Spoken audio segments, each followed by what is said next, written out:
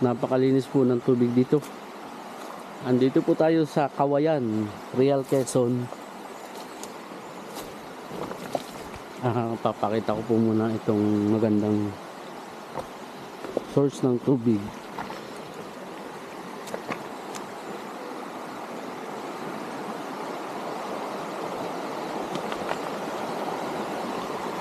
Linaw. Napakalinaw po ng tubig kasi ang nasa taas po ay puro kabundukan, wala pong kabahayan. Dito pa lang po pwede na maligo. Meron po kaming iba vlog na maipapakita dito sa ating channel na 9.2 hectares.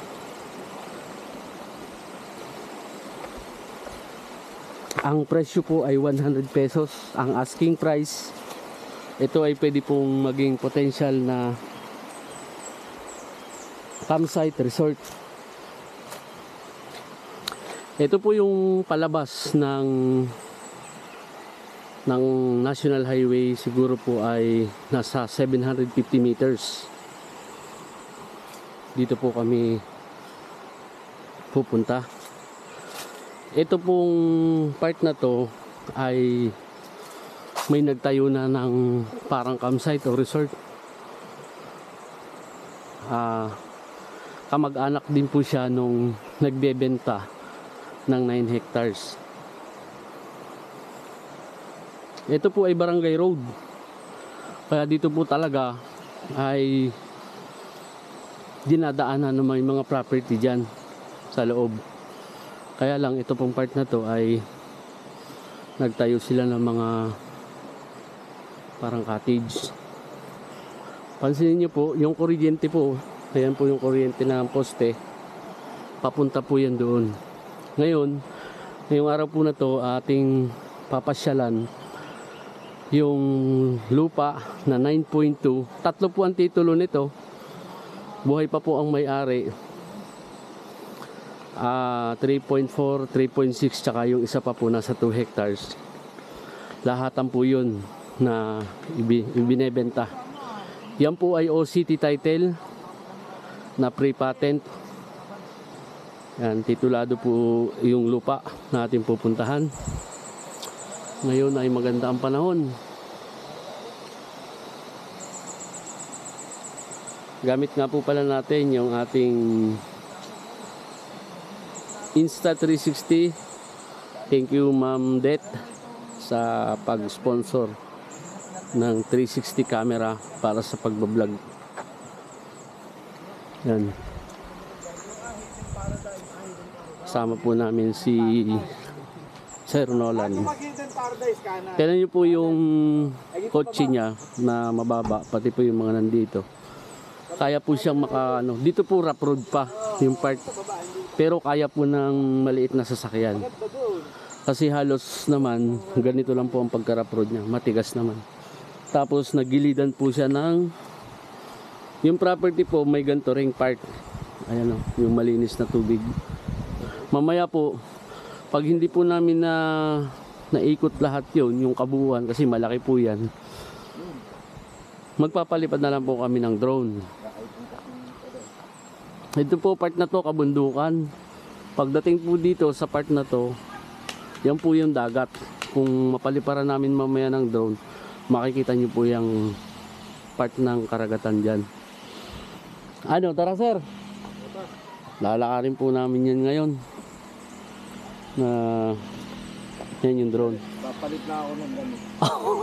Nakabota na, naka-complete. Bahala kayo. Sanay kami. Sir, kami mga... Ikaw lang ang... Ito yung aming sasakyan po, Raptor na di kabyaw. Yung isa po kasi ay laging nasisira. Nasa po siya, nasa pagawaan. Naputulan na naman po ng rocker arm. Tapos nawalan ng reverse. Yun. Ito po kahit kalawangin yan, pangbundukan po talaga yan. Ayan, hintay lang namin si sir. Siya kasi yung mag-guide. Kahapon po galing na siya dito. Kasama niya yung may-ari. At ngayon, balikan namin. Ano to sir? Resort na talaga to? Ito po. Kamag-anak to? Dr. Lab. Hindi ba yun yung nasa Lab Radio? Ganon? Nasa ano? Love radio. Ayun o. Camp Lab. Nasaan? Ibig sabihin, Doon pala dito talaga dada. Makikidaan o daan talaga? Daan talaga to. Kasi may kuryente eh. Oh. Oo, daan talaga. Linya na natin. Boss! Ikaw ang mag-ano dyan, hindi kami taga dito. Ayun, may mga... Makikidaan. Nakihiraan po. Ayaw na sumama ni Sila. Ayun oh, meron po silang... Ano? Lang kami doon sa kanila. Nagkakamping na po yung mga sasakyan nila. Maganda po itong papakita namin na property kasi ganito rin po daw ang itsura nun. Tapos may overlooking pa. Ang ganda ng tubig po oh. Makikiraan po. Okay na lang po mag-video lang dito. Naliligo yung mga bata. Yan po marami na yung ano. Ganda ng tubig po oh. Napakalinaw.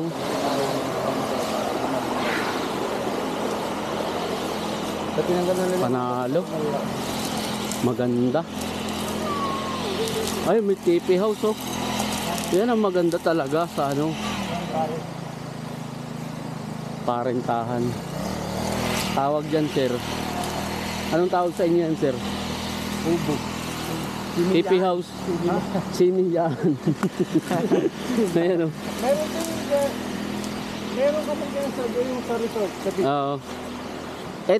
Ito yung tinambakan ng Dinaanan to ng truck. dinaan. Asan na yung kuryente? Ayun. Ayun ano. Oo, may kuryente hanggang doon sa taas. Hanggang doon may kuryente? Oo, hanggang sa dulo. Ba't nilagyan? May mga kabayan ba dyan? Kasi nakabili na ito. Kung di ako nagkakamali, ay yung manager ng Basta big time. Basta big, Nagpalagay siya ng poste. may connection sa Kisilco. Ay manager yata ng Kisilco. Tapos ito, Barangay Road. Dito talaga dadaan yung makakabili. Dito talaga dadaan. Yan. Ay may daan pa rin talaga eh. Ay ito daanan kaya na ay Barangay Road. Lumaguna. Lumago. Ito daw po pinatambakan to. Di ba Nung- na-forward lang kita ng malinis? Oo, i-indicate ko yung ano na yun, yung meron pong video na Ito yung malinis. malinis to. Tinambakan. Kaya lang ngayon po nadamuhan na. Ang maganda po kasi, Ito, naglagay ng poste dito ah. yung pong property ay may ganyan din po na mga napakalinis na tubig. Sa tingin ko nga po pag ito'y inayos ay makakarating po ang ito. Sada yan. Kaya kayo galang tinilas eh. Saka may ismint pati ito. Ano? May ismint yan. Kumbaga yung allowance na 15 meters. Dyan yan. Baka dyan pa oh. Basta dahil gagawin project ng barangay yung pinakadulo. Ang maganda po nito, titulado siya. 3 po ang titulo.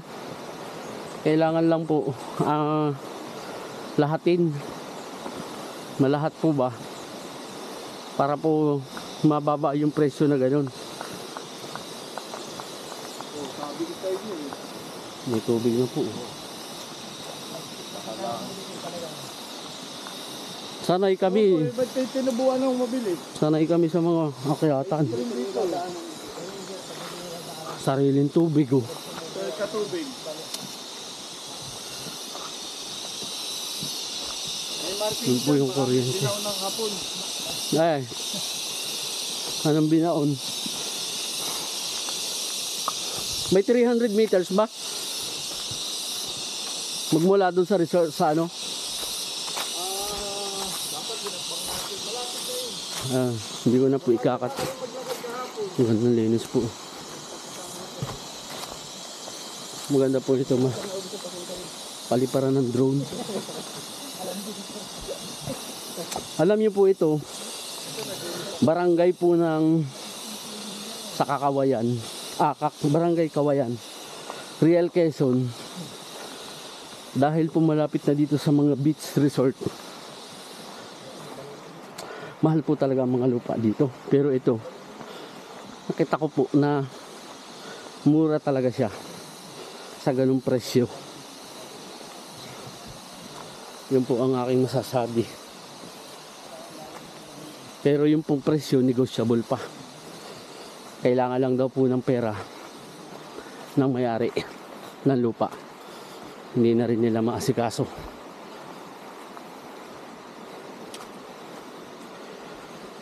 Meron daw po dito na isang pasyalan na may waterfalls. Dito po kasi sa banda dito, mayroon pong tinatawag na Kawayan Falls. Pag sinearch nyo po sa internet, sa Google, sa YouTube, search nyo po yung Kawayan Falls. Napakaganda po ng tubig. Ito rin ba yun, sir? Yung tubig na yun? O iba? Iba, yung kabila nito, ang Kawayan po. Nandito yun ano? Hindi ko lang sure kung Dito saan yun. ang gagaling yun sa Kawayan. Parang dun yun kasi kabundukan yan eh. Ito ko yan, ang gagaling. Iba pa to. Dito sa left side dito. Ayan po yung kuryente oh. Kita po dito. Yan, kuryente. Ngayon po, yung Kawayan Falls, dinadayo na po siya ng mga turista. Nandito po yan sa kabila. Pero, base po sa kwento, dito naman, mayroon din daw pong i-develop ang barangay na pang-tourist spot din po na waterfalls. Kaya lang hindi na po siya nasasakupan ng property. Malapit lang po siya doon.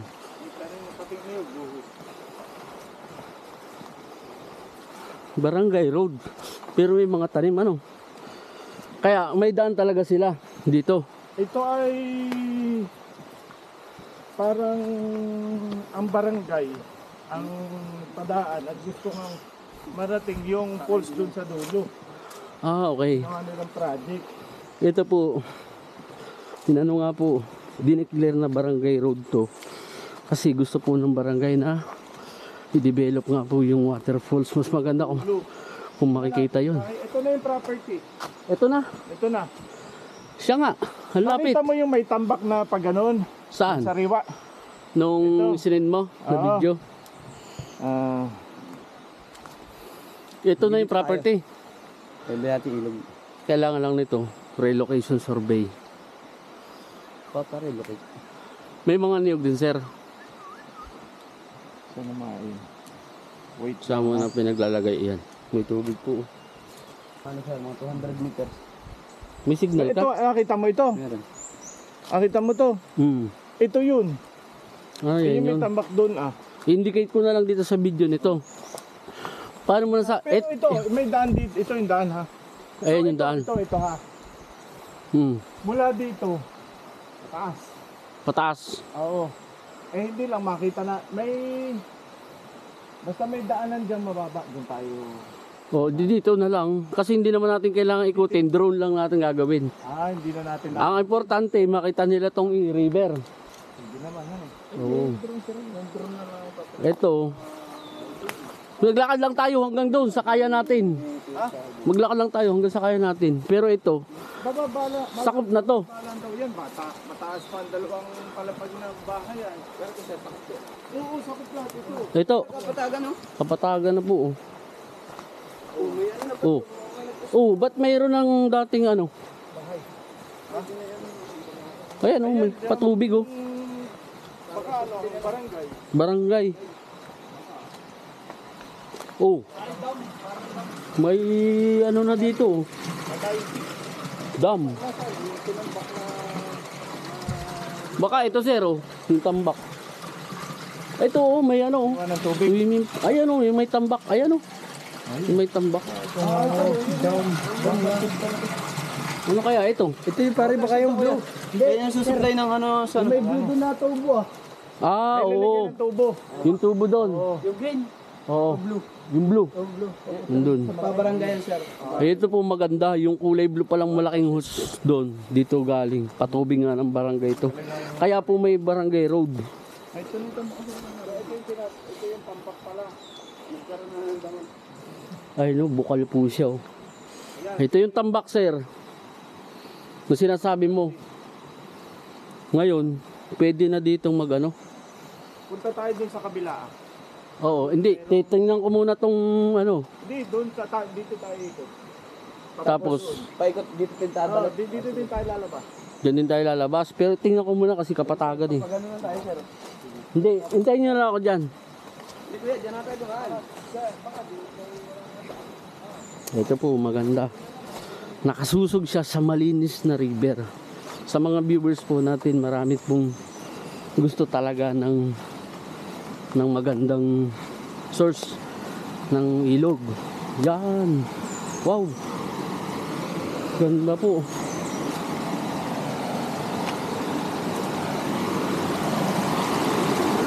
Wow. Amazing.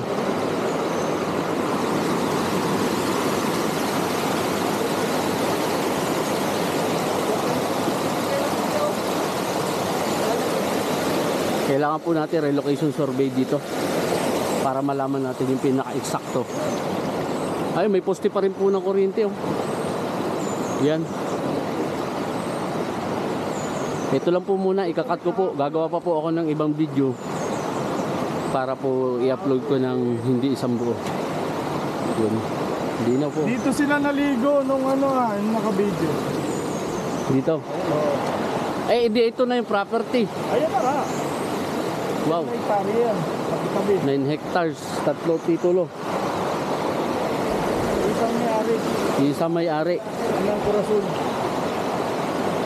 Ganda po, oh. Pero sir, wala pa sa mag-station.